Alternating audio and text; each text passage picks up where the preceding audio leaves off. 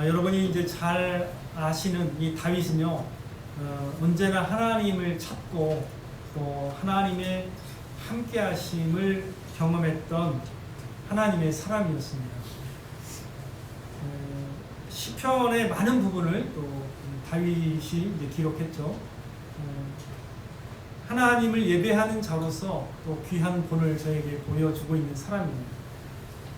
특별히 시편 63편은요, 그가 황폐한 유다 광야에 있을 때 고백한 찬송시입니다.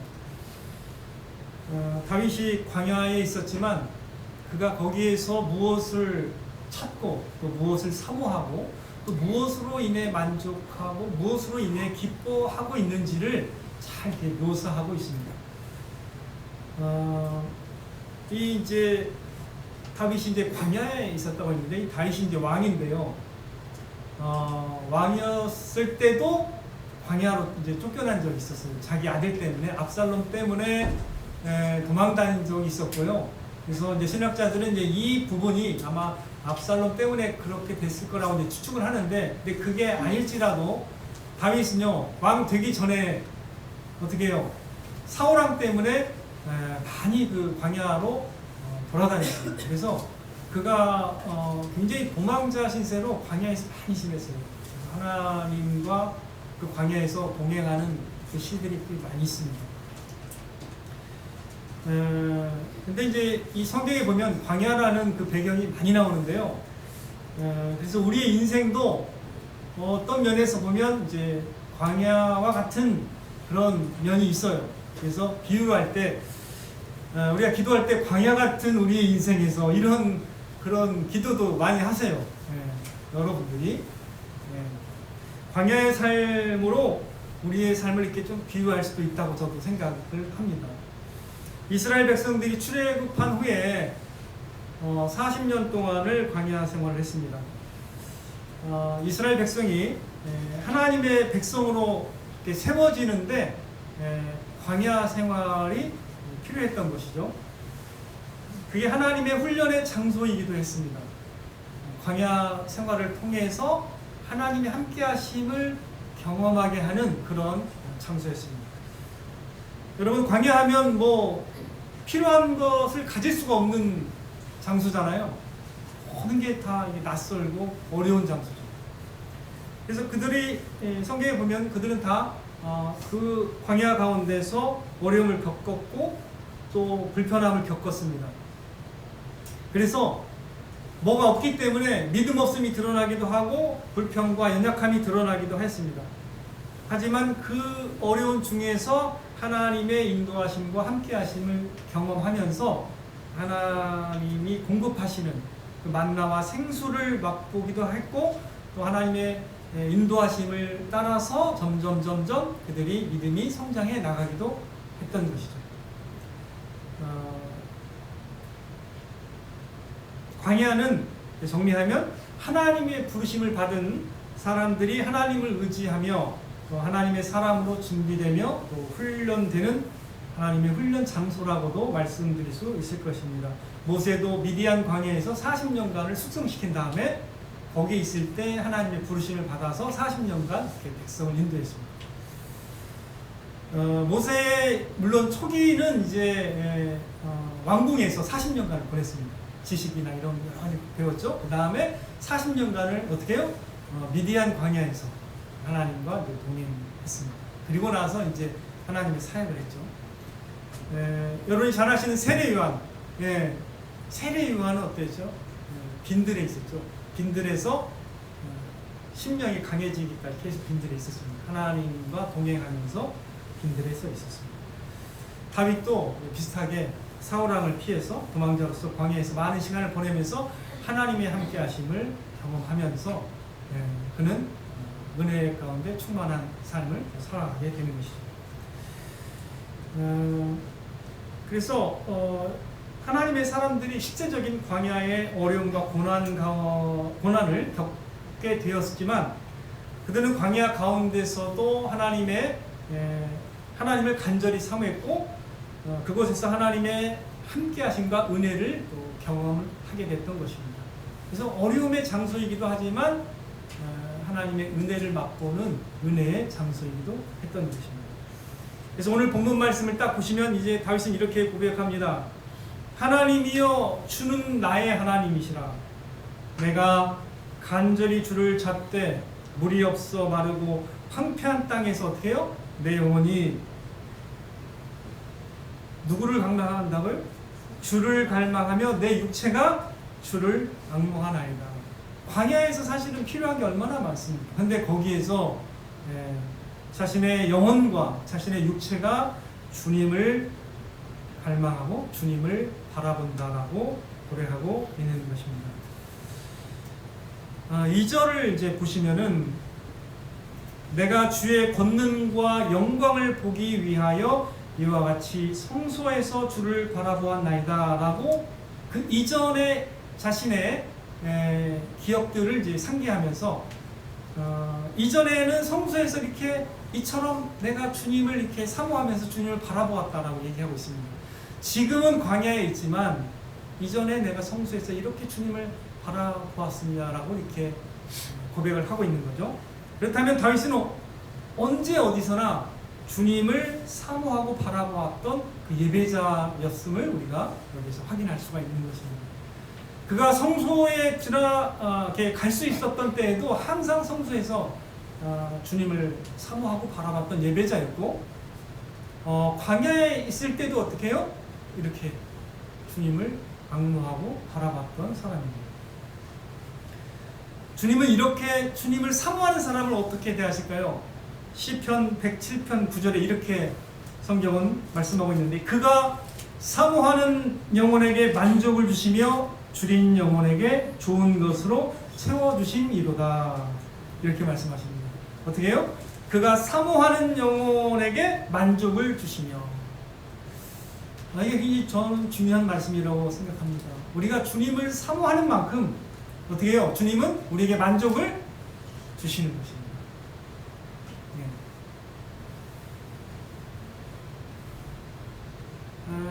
그래서 주님을 사모하는 사람이 결국 만족을 누리는 거예요. 그렇다면 이렇게 생각해 보세요. 왜 저 사람에게는 만족함이 없을까? 뭘 못했기 때문에 만족함이 없는 거예요? 주님을 바라보고 사모하지 않기 때문에 얻는 게 없는 거예요. 그러니까 뭔가 영적으로는 부족한, 빈약한 삶을 살아가게 되는 겁니다. 이제 다윗은 좀 더 나아가서 이렇게 고백해요. 내가 주님을 바라보고 사모함으로써 받은 이 만족감이 얼마나 큰지를 이렇게 묘사합니다. 4절 읽어보겠습니다. 시작. 이러므로 나의 평생에 주를 송축하며 주의 이름으로 말미암아 나의 손을 들리리라. 골수와 기름진 것을 먹음과 같이 나의 영혼이 만족할 것이라.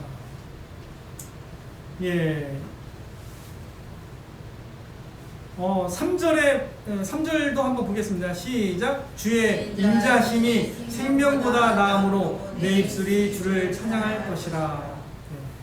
주님의 어떠하심을 조금 더 설명을 하는데, 주님을 바라봄으로써 얻은 결과가 뭐냐면요, 주님의 어떠하심을 경험한 겁니다. 주님이 어떤 분이신지를 경험했는데, 다윗이 고백한 거는 첫 번째가 뭐예요? 3절에 보니까 주의 인자하심. 인자하심이라는 건 사랑이 있거든요. 영어로 steadfast love인데, 꾸준한 어떤 사랑을 이제 steadfast라고 하는데, 그래서 이걸 이제 번역할 때 우리말로는 인자하심인데, 주님의 그 변함없는 사랑, 변함없는 그 언약적 사랑을 구약에서는 헤세드라고 그래요. 근데 그걸 그렇게 번역할 수 있어요. 우리는 인자, 주님의 인자, 주님의 사랑으로 이렇게 번역할 수 있습니다. 주님의 그 사랑이 이제 강렬했다라는 것을 여기서 첫 번째 언급해요. 주님의 사랑 때문에 제가 여기서 어떻게 해요? 만족합니다. 주님의 사랑 때문에 내가 이 광야에서 이렇게 만족하고 있습니다.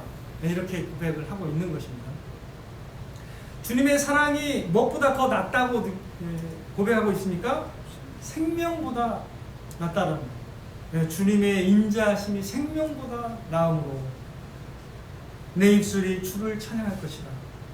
주님의 그 사랑하심이 그 주님의 그 따스한 그 친절하심과 그 사랑과 긍휼이 생명보다 낫기 때문에 내가 주님을 찬양합니다. 그리고 나서 이제 5절에 보면 그 주님의 사랑이 나에게 어떻게 느껴지느냐면요, 다윗에게 어떻게 느껴지는지 고백하는데, 골수와 기름진 것을 먹은 것 같이 나의 영혼이 만족할 것이다. 자신의 영혼이 만족하다는. 여러분들 그 이 비유라고 생각한다면 한번 이렇게 생각해 보세요. 여러분 배고플 때 나 뭐 좀 먹었으면 소원이었겠네, 이런 고백을 할 때를 한번 생각해 보세요. 그걸 먹으면 어떻게 돼요? 만족이 돼야 안 돼요? 되거든요. 예. 자, 이 먹는 즐거움을 누리지 못하면 그 사람이 약간 병들어 있는 거예요. 예. 뭔가 사모할 힘이 없는 거예요. 그러니까 먹는 거를 좋아하는 건 건강한 거예요. 물론 이제 너무 식탐이 막 너무 많아가지고 다른 사람 것까지 뺏어 먹으면 좀 상당히 그건 그거는 이제 폐를 주는 거지만, 건강하게 식욕이 있는 거는요, 이게 되게 좋은 사인입니다. 예. 그래서 뭔가 먹고 싶은 식욕이 이게 만약에 정상적인 것보다 줄어들었다 그러면 건강이 약해진 거예요, 여러분들이. 예. 이거는 하나님 주신 좋은 거예요, 식욕. 근데 저는 최근에 뭐가 간절히 먹고 싶었냐면요, 그 구수한 그 시래기 들어있는 된장찌개. 제 기억 속에는 그런 걸 제대로 먹어본 적이 한 10년 안에는 없는 것 같을 정도로, 이게 그게 늘 어릴 때 그거 먹어서 그런지 그게 먹고 싶은 거예요. 예. 그리고 맛있는 국수를 먹어본 적이 없습니다. 저는 국수만 그 집만 나오면 이제 거기 찾아가서 이렇게 먹는 편인데, 여기 양지인에 국수가 있더라고요. 제가 죄송한 말씀이지만 저는 그 정도 맛일 줄은 몰랐습니다. 이게 제가 만들어도 그거보단 더 죄송한 말씀이지만 그렇게. 그래서 우리가 이렇게 이제 배고플 때 우리가 조금만 먹어도 이렇게 만족이 되잖아요. 근데 이렇게 골수와 기름진 것을 먹은 것 같이 만족하게 되는 그런 경험이라고 이렇게 고백을 하고 있는 것입니다. 하나님의 사랑은 우리 영혼에 깊은 만족을 줍니다. 하나님의 사랑을 대신할 만한 게 없어요. 사실 우리 영혼은 우리 육체가 아니라 우리 영혼은요, 하나님의 사랑이 가장 깊은 만족을 주는 것입니다. 제가 군대 갈 때요, 저는 이제 다른 사람보다 조금 길게 3년 4개월을 갔었는데요. 근데 3년 4개월 동안 그 굉장히 저를 늘 이렇게 항상 만족을 주고 평안을 줬던 것은 하나님의 사랑이었어요. 딱 군대를 돌아보면 하나님의 사랑이 있기 때문에 내가 이렇게 든든했구나, 이걸 항상 이렇게 돌아보게 됩니다. 하나님의 사랑이 사람을요, 정신적으로도 영적으로 건강하게 항상. 하나님의 사랑이 딱 든든하게 있으면, 근데 뭔가 받쳐주는 게 없으면 그 사람은 불안해요. 만나면 불안해진 사람 여러분 아시죠? 만나면 불안해. 뭔가 막 어쩔 줄을 몰라요. 근데 만나는데 안정돼. 그 사람은 뭔가 뒤에 있는 거예요, 배우가. 저는 군대가 사실 너무 즐거웠습니다. 그래서 군대에 있는 동안 편지를 그렇게 많이 썼어요. 막 이 즐거움을 나누고자. 그래서 저 편지 많이 썼습니다. 편지 많이 써서 거기서 사람들에게 전도도 하고, 제가 성경 공부를 계속 인도했습니다. 군대에서. 많을 때는 10명까지 인도하고요. 군대에서. 예. 그리고 군대에서 사람들 많이 인도했습니다. 교회. 예. 10명 이상이 됐었어요. 그때 당시. 예. 그러니까 이게 사람이 뭐 나눌 건덕지가 많으니까, 뭔가 있는 게 많으니까 나누려고 하는 거잖아요. 하나님의 사랑 외에는 사실 나눌 게 별로 없어요. 우리가 줄 수 있는 게 별로 없어요. 우리가 줄 수 있는 게 자기 재능이 있을지는 모르지만 정작 줘야 되는 거는요, 받은 하나님의 사랑이 우리가 다함없이 계속 줄 수 있어요. 하나님의 사랑은 마르지 않기 때문에. 그래서 저는 군대가 너무 즐거웠어요. 이렇게 막 거기서 위축되지 않았습니다. 그렇다고 윤사님 이제 비교하지 마세요. 거기서 지금부터 즐겁게 지내면 됩니다. 서서히 즐거워질 겁니다. 하나님을 알면, 더 깊이 있게 알면 서서히 더 즐거워집니다. 하나님의 사랑 안에서 우리 영혼이 큰 안식과 만족을 누릴 수 있는 것을 여러분 믿으시길 바랍니다. 우리의 영혼이 방황하며 쉴 곳을 찾을 수 없는 그런 광야일지라도 하나님의 사랑은 큰 만족을 주는 것입니다. 마치 하나님의 사랑을 저는 이렇게도 비유할 수가 있을 것 같아요. 우리가 집 나가서 이렇게 돌아다니다 보면은 굉장히 불안해요. 또 쉴 곳을 못 찾고. 근데 딱 집으로 돌아오면 어떤 줄 아세요? 굉장히 쉼이 되고 편안합니다. 하나님의 사랑이 그거 같아요. 우리의 고향과 같고 집과 같은 거예요. 하나님의 사랑 안에서 우리는 쉴 수가 있습니다. 그래서 만족할 수가 있는 것입니다. 변하지 않는 하나님의 사랑 안에서 여러분의 영혼들이 한 해 동안 잘 쉴 수 있기를 기원합니다. 제 동기 목사가 있는데요. 아내가 당뇨로 고생하다가요. 눈도 많이 나빠지고요. 급기야 신장이 망가져가지고 신장 투석을 받게 됐어요. 굉장히 신장 투석을 받게 되니까 삶이 그냥 완전 그냥 망가지더라고요. 근데 이제 너무 마음이 아프니까 손님도 이제 뒤늦게 참 물어본 거예요. 제가 뭐 혈액형도 다르고 뭐 이렇게 이런데 제가 이걸 줄 수 있습니까? 그랬더니 요즘에 현대의학이 발전해가지고 줄 수 있대요. 가족이 직계 가족이 아니고 아니더라도 줄 수 있다는 거예요. 그래요? 해가지고 이제 뒤늦게 검사를 받아가지고 자신의 신장 하나를 줬습니다. 수술 다 해가지고 지금 이제 한 얼마 안 됐지만 한 1년이 좀 안 되긴 했는데 이 아내가 그렇게 투석받는 삶을 살다가 이제 투석받지 않는 삶을 살게 된 거예요. 그러니까 몸이 쫙 빠지고 부종이 쫙 빠지면서 이게 새로운 삶을 살게 됐다라는 걸 느끼면서 너무 그냥 남편의 그 사랑에 감사하면서 이제 그 전에는 제가 만나기도 좀 불안했어요. 왜냐하면 마음이 어려울까봐. 근데 이게 이제 좋아지면서 이제 그게 이제 편안해졌어요. 안식을 누리더라고요. 그 남편의 그 놀라운 사랑을 받고 새로운 삶을 살고 있는 거예요. 지금 제 동기 목사가 지금 사역을 하고 있는데 참 이렇게 사랑 안에서 이게 서로에게 더 안식을 누리고 만족을 하고 있는 걸 보면서 야, 참 사랑이 하나님의 사랑이 그와 같은 역할을 우리에게 하는 거구나. 우리가 하나님의 사랑 안에서 이렇게 안정을 취하고 이렇게 만족할 수 있구나. 이걸 생각하게 되는 것입니다. 주님의 사랑은요, 이렇게 자신의 어떤 장기 하나를 내어주는 게 아니라 뭘 내주신 건가요? 자신의 목숨을 다 내어주셨죠.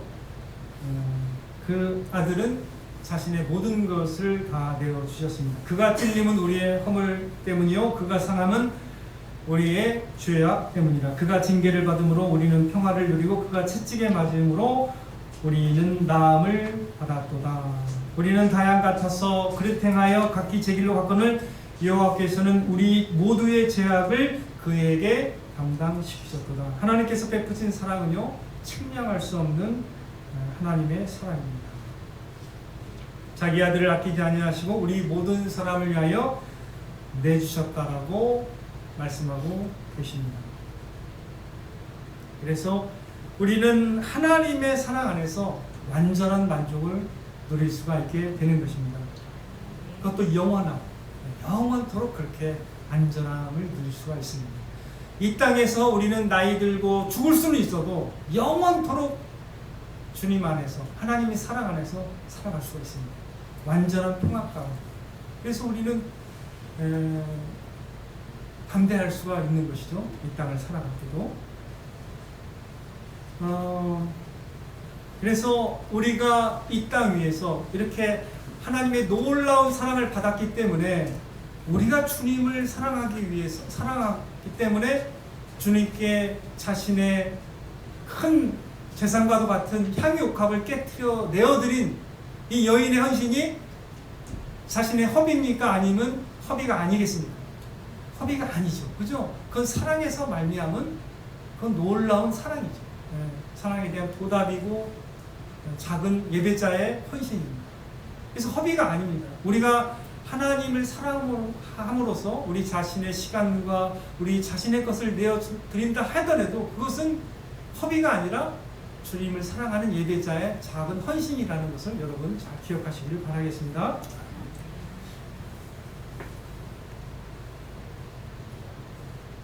하나님은 우리에게 지극히 크신 은혜와 사랑을 베푸셨습니다. 그로 인해 우리는 그 안에서 만족하며 기뻐할 수가 있는 것입니다. 그렇기 때문에 우리가 이제 무엇을 바라고 사모해야 될까요? 이 다윗과 같이 누구를 사모하기를 하나님은 기대하시는 것입니까? 하나님이죠.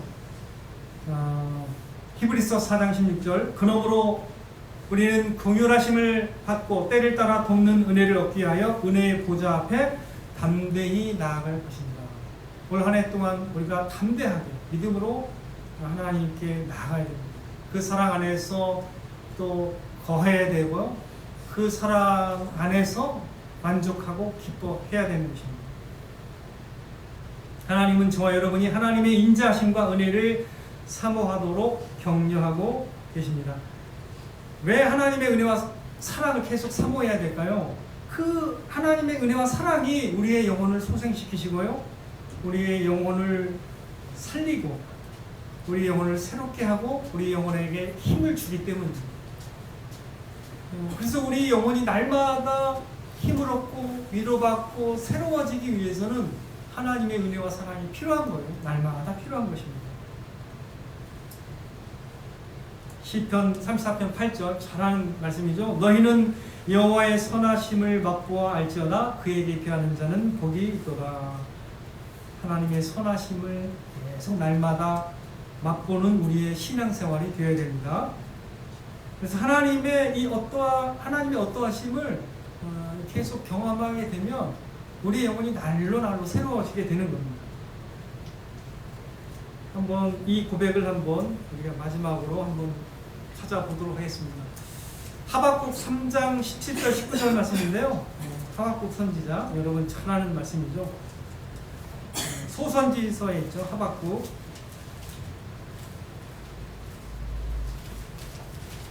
말씀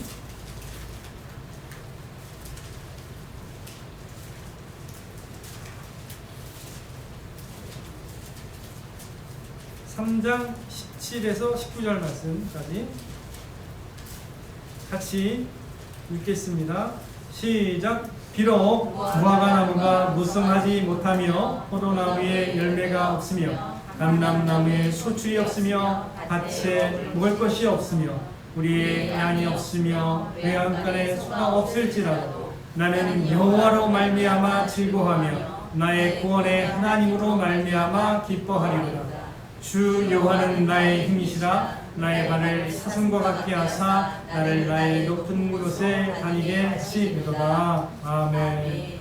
이 하박국 선지자는 무엇으로 만족하고 기뻐하겠노라고 결단하고 있어요? 하나님이죠. 하나님 그 한 분만으로 만족하겠노라고 이렇게 고백하고 있습니다. 사실 믿음은 이와 같은 거예요. 믿음의 본질이 이와 같은 겁니다. 믿음은 눈에 보이는 것들에 의해서 내가 기뻐하는 것은 자연인도 다 할 수 있는 거거든요. 세상 사람도 다 우리가 어떤 눈에 보이는 어떤 이 세상의 것을 소유함으로써 만약에 기뻐한다면 그것은 뭐 꼭 믿음이 필요하지는 않거든요. 그냥 자연적 반응으로 감당할 수 있거든요. 그러나 내가 지금 외양간에 소도 없고 지금 포도나무에 열매도 없고 뭔가 밭에 먹을 것도 없고 우리의 양이 없다고 할지라도 기뻐하고 만족하는 그런 믿음이 있을 때 그게 이제 진정한 믿음이라고 말할 수가 있는 것입니다. 그래서 우리가 이 하박국 선지자의 고백처럼 하나님으로 만족하는 믿음, 이것을 우리가 새해에 또 우리가 결단하면서 우리가 하나님을 바라본다면 사실 하나님이 필요한 걸 다 채워주시지 않겠습니까? 하나님이 필요한 걸 다 아시기 때문에 너희는 먼저 그의 나라와 그의 일을 구하면 이 모든 것을 너에게 구하신다고 말씀하셨어요. 사실은 필요한 걸 다 공급하시기 원하십니다.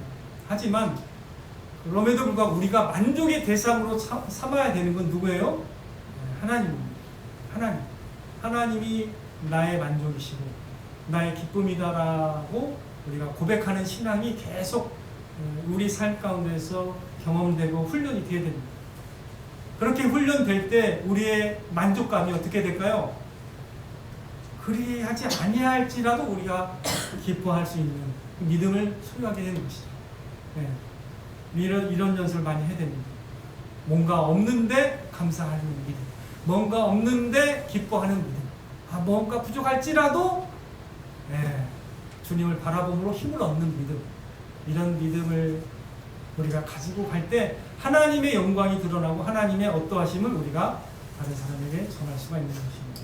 하나님은 없는 것을 있는 것으로 부르시는 하나님이시기 때문에 사도 바울은 자신의 정체성을 어떻게 얘기했다고요? 아무것도 없는 자 같으나 모든 것을 가진 자니라, 이렇게 고백했습니다. 이게 믿음 있는 사람의 고백이에요. 그래서 하나님은 나의 만족이 되시기 때문에, 하나님이 나의 하나님이 되시면 모든 걸 가지고 있어요? 없어요? 모든 걸 가지고 있는 것입니다. 그래서 하나님이 나의 하나님이시고, 그렇기 때문에 우리의 하나님은 우리의 만족이 되시기 때문에 오늘 제목처럼 어떻게 해요? 우리의 만족이 되신 하나님을 믿고 우리가 다 함께 믿음으로 전진하는 한 해가 되시기를 주님의 이름으로 축원을 드립니다.